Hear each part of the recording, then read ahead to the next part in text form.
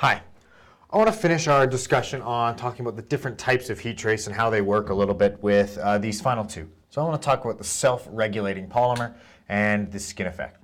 And we talked about the series fixed resistance and the parallel fixed resistance, mineral insulated and polymer type in another video. So with this self-regulating polymer cable, right, what we have is we've got two bus conductors, right, just like we had with the old parallel style from before. But instead, this time, there's some magic going on inside. It is filled in a polymer casing. It's called carbon doped polymer. So what's happening is it's filled with this carbon doped polymer. And because it's filled with this, as the temperature goes down inside the cable, what we have is we have contracting in the polymer. Now because of that, our current is actually going to go up. When our current goes up in this cable, we actually see more heat. We also see the exact opposite of that. Well, when the we see more heat. We see the exact opposite as well. In this cable, when the temp goes up, we see current go down, and when current goes down, our heat that it produces goes down, right? It's a higher temperature, so it doesn't need as much heat or as much current. Now, similar to that, we see another one which is pretty similar. It's called actually, instead we'll call it a power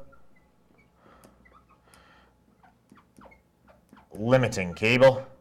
Now, a power limiting cable is this guy right here. It's very, very much designed like the parallel fixed resistive cable, only the difference is that these little elements, instead of being a fixed resistance, they are actually an alloy, which changes resistance with temp. So same principle, right? The temperature goes up, the resistance will go up, current will go down, heat will go down. The nice thing about these power limiting cables is they are actually good for a higher temp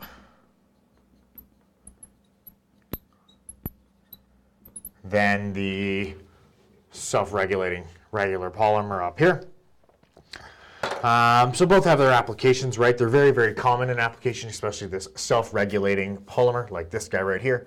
The beauty of it is if you have a long run of it and only one spot needs heated, it's only going to contract in that one area and provide more heat in that one area. So you can have cooler areas and warmer areas, and it'll self-regulate itself based on where you need the heat and where you need that power.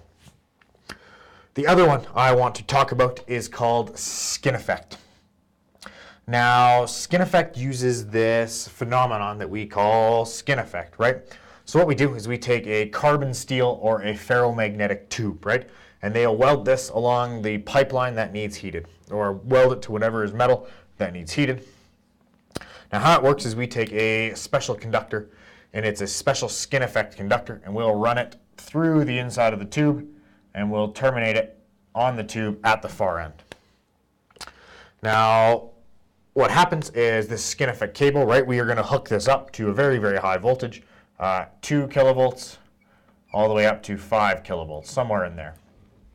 So with this skin effect, what we see is we see the expanding and contracting magnetic field, right? This is AC, so it's constantly expanding and contracting. So we see that happening on the conductor, and it is going to induce a current onto this ferromagnetic tube. Now the thing about skin effect is, because it's such a high voltage, high frequency, current is only going to flow on the inside of the tube, not on the outside, which makes it not dangerous. Because it's now welded to the thing that we're trying to heat up, heat is going to transfer, right, using conduction through those two. So the beauty of this is with a skin effect, we can actually go up to 15 kilometers long, which makes it a really good asset for pipelines or really long runs that we need to heat up. We don't go too in depth into any of them, but that's basically how they work. If you want to learn more, feel free to do a little bit of research. Thanks Thanks for watching my heat trace videos. I hope you learned something. Come again.